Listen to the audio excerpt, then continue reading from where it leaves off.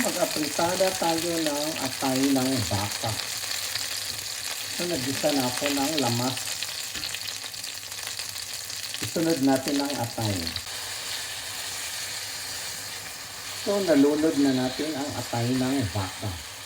Atay ng baka to guys, hindi to atay ng baboy. Atay ng veka. Ayan.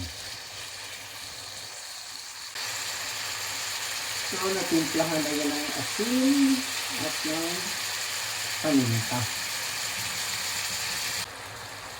Since luto na yung atay ng baka guys, ilagay na natin ang patatas at ang carrots.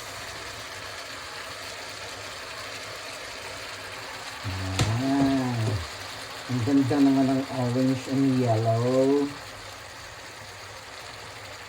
Tapos, ilagay natin yung paprika. Sabay na natin guys. Kaya wala nang etso-doretso. Yan. Ang pagkagwapa talaga guys. So, palalambutin lang natin ng very slight ang patatas at ang carrots. Kasi mas masarap pag half cooked. Diba? So yan na guys. Luto na ang ating apritadang mugna ng atay na baka.